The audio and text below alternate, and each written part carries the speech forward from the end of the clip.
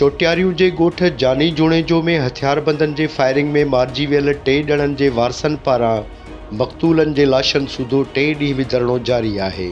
Firing में मारिजी वियल 3 मक़तूलनि जे लाशनि खे गुस्ल ॾियारे संदन मढ़ एम्बुलेंस में रखिया विया आहिनि। मुज़ाहिरीन ऐं मक़तूलनि जे वारिस औरतुनि जो चवणु आहे त MNA अलाउद्दीन ते FIR दाख़िल थियण ताईं धरणो जारी रहंदो।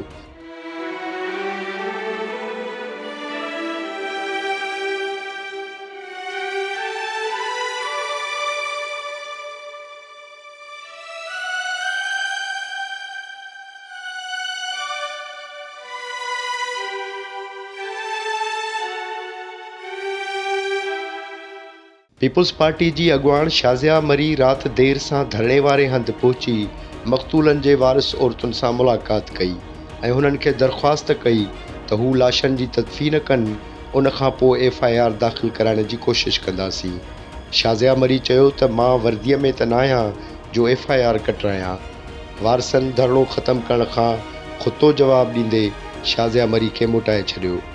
सभ खां वॾो त अल्लाह आहे, इंशाअल्लाह ताला अल्लाह इंसाफ़ ज़रूरु कंदो। बाक़ी जेको हिते इंसान जे वस में आहे त हिन सूरत हाल में मूंखे त लॻे थो जेको बि इंसानियत में यकीन रखे थो, जेको बि ख़ुदा तरसी खे सम्झे थो, त फौरी तौर पे जंहिंजी बि जेका ज़िम्मेदारी हुनखे पूरी करणु खपे। आऊं त वर्दी में कोन आहियां, जीअं मूं तव्हांखे अॻु में चयो न त आऊं कटी वञा। FIR लाज़मी लवाए के हाणे एतिरो ज़ोर पिया भरींदसि, कल्ह खां वठी हिते वेठा आहिनि।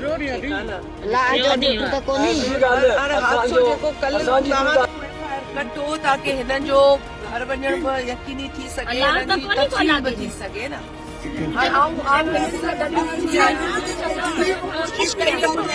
कटी वञे। अॼु सॼे ॾींहं असांजी कोशिशि जेका आहे उहा बि रायगा थी वई न। FIR कोन थी, अॼु बि कोन थी। आऊं त सम्झां थी त मसइले जो हिननि खे सम्झायो पए त या त तदफ़ीन करे छॾियो, पोइ FIR ते बि ज़ोर था भरूं, पर हिननि जी इहा शर्त हाणे आऊं छा कयां।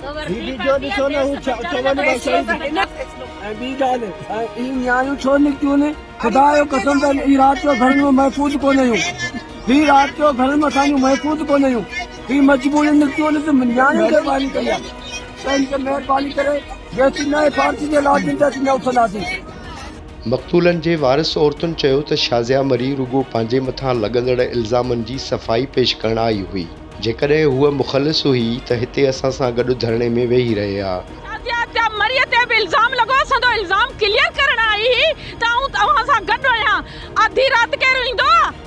जे उहा आवाम सां गॾु हुई त वेहे हा न हिते। नहीं मुतमिन, असां सां हक़ न थियो, छाजा मुतमिन? नालो न भी खड़े, नालो न भी खड़े। बैठ के बोल रही है कि हम आपके साथ हैं, ठीक है। तो अगर साथ है 2 बजे तक बैठ के आई है, एक रात के टाइम मतलब आई है, आके 2 घंटे बैठ के चली। अगर साथ है, बैठे ना यहाँ, वो उस पे इल्ज़ाम लगा है कि उसने ये सारा कुछ करवाया है, वो उसका अपना इल्ज़ाम क्लियर करने आई थी जुनेजों के पास कि मैं साफ हूँ। धरणे में मौजूद औरतुनि हथनि में पेट्रोल जूं बोतलूं खणी चयो त जेकॾहिं MNA अलाउद्दीन जुणेजो ख़िलाफ़ केस दाख़िल न थियो त पाण खे बाहि ॾेई साड़े छॾींदासीं। असांजो हक़ थियो न, FIR थी त असां पंहिंजे पाण खे साड़ींदासीं, पोइ असांखे मजबूरन कदम खणणो पवंदो। मुंहिंजा भाउ, असां कोन छॾींदासीं। शहीद करे पोइ असांजा मर्द न त असां पंहिंजो पाण साड़ींदासूं। छो असीं औरतूं न, असांजा मर्द शहीद कया विया आहिनि।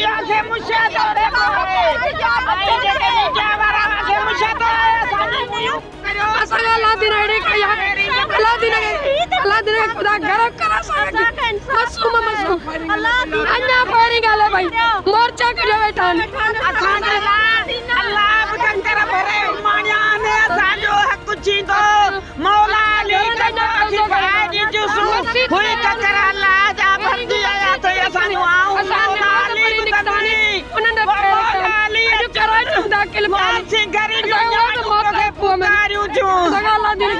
धरणे में मौजूद औरतुनि पीर पागारे हुरन ऐं ज़िले सांगड़ जे समूरनि यूसीज़ जे चेयरमैन उहिदेदारनि ऐं अवाम खे अपील कई त हू संदन साथ ॾियनि।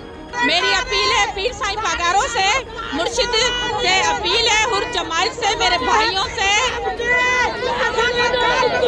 मेरी अपील है पीर साईं पगारों से, हुर जमात से, भाइयों से, खास केली ब्रदर से, वसान ब्रदर से, जुनेजो हो, कुरैशी हो, मरी हो, जो भी यहाँ पे हुर जमात है, मेरी उन भाइयों से अपील है कि वो आए, इस दुख भरे माहौल में हम बहनों के साथ दें। 3 ॾींहनि खां धरणो हणी वेठल मुज़ाहिरीन वटि राति देर सां SSP सां गॾु बि पहुतो, जंहिं FIR दाख़िल कराइण जी ख़ातिरी कराईंदे खेनि लाश दफ़न करण लाइ चयो, पर मुज़ाहिरीन खेसि बि खुतो जवाबु ॾेई छॾियो।